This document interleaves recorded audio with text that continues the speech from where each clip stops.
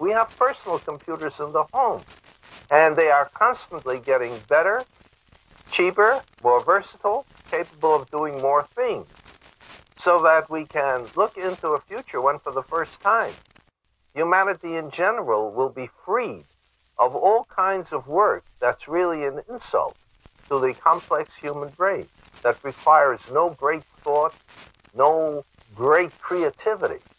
Leave all that to the computer, and we can leave to ourselves those things the computers can't do. Isaac Asimov was one of the first science fiction writers to predict that, and he imagines even more sophisticated robots in the...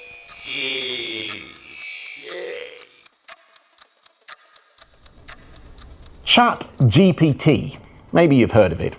If you haven't, then get ready, because this promises to be the viral sensation that could completely reset how we It's do called things. ChatGPT. It is the embryonic version. Educators of are now online wrestling with artificial how to respond to intelligence. The early students with frontrunner new that ways to reportedly has harness just secured artificial a intelligence in $10 doing their billion work. shot in the arm from Microsoft. There are three reasons why the use of this technology should be ruining permitted education as in we a know school it. setting. New York City's Number Department one, of Education is personalized banning instruction. controversial artificial AI can help to intelligence from school personalize devices the over learning concerns that it is enabling students to cheat on their assignments.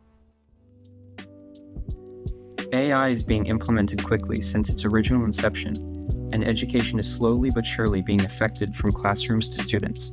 The line between human and AI is slowly drifting. Don't believe me? This is AI, right now. AI is no longer words on the page of a science fiction novel written by Isaac Asimov.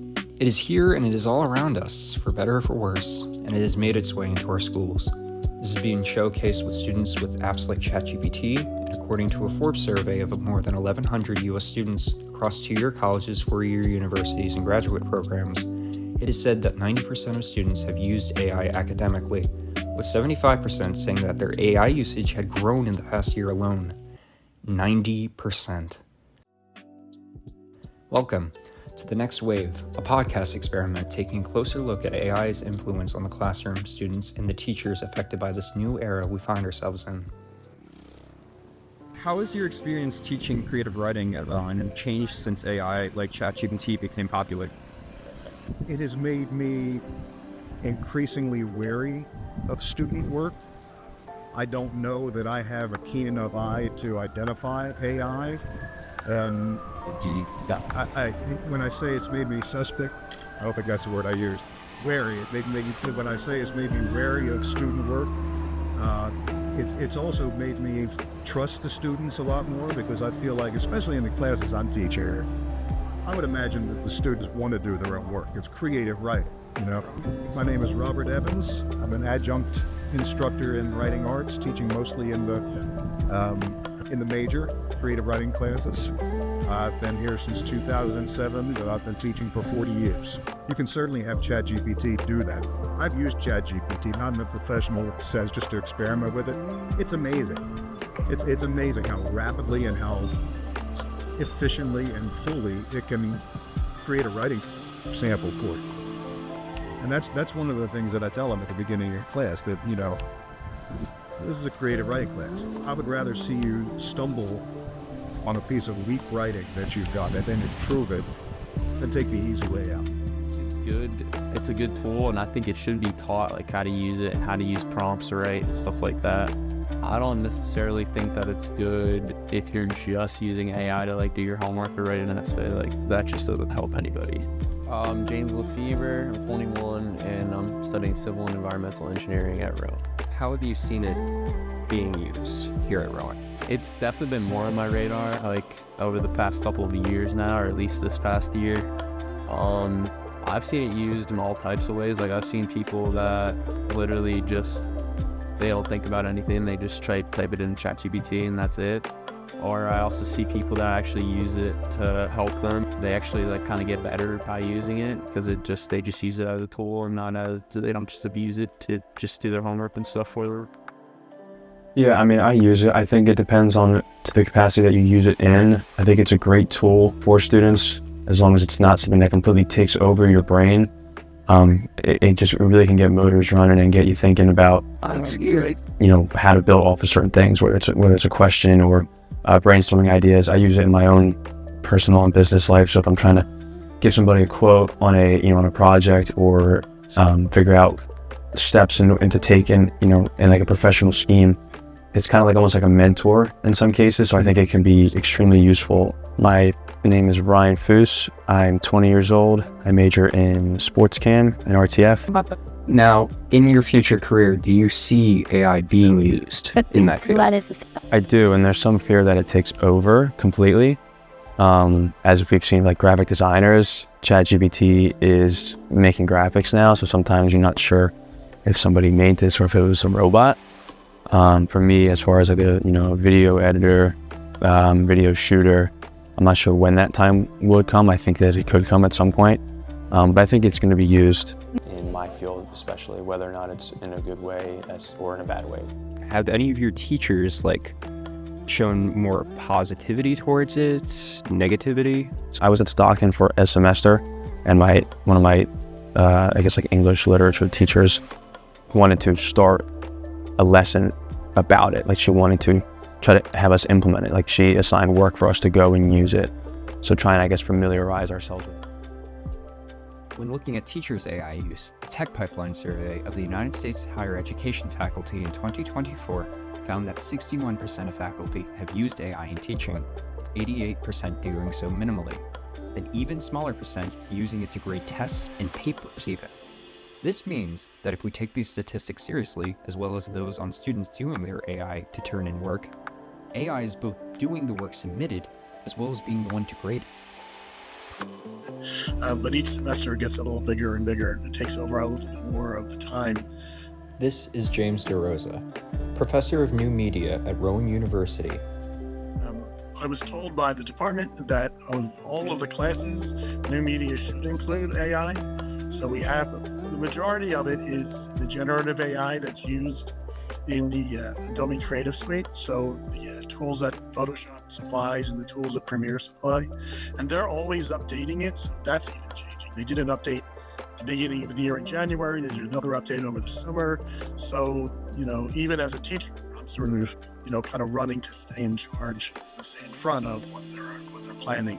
So we try to use a lot of it in the creative labs. It has changed. It's schizophrenic, and it's been that way, and I think it's going to be that way for a while. Some days I love it, some days I hate it, some days I'm hopeful, and some days I'm fearful. With the introduction of artificial intelligence, has it changed how you teach your class? It does.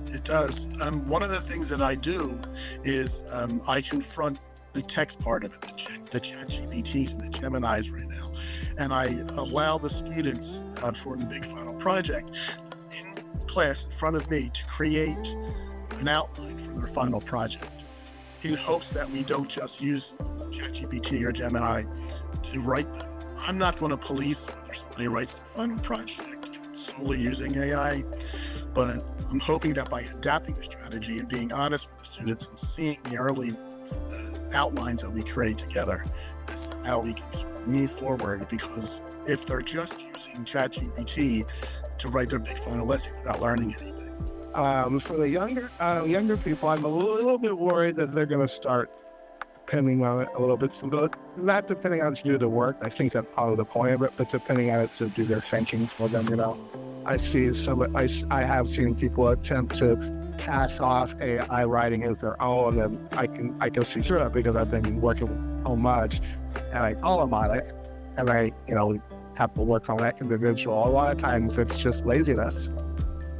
This is Michael Pierce, philosophy professor at RCBC, as well as someone who practices AI and teaches it to the elderly outside of the classroom.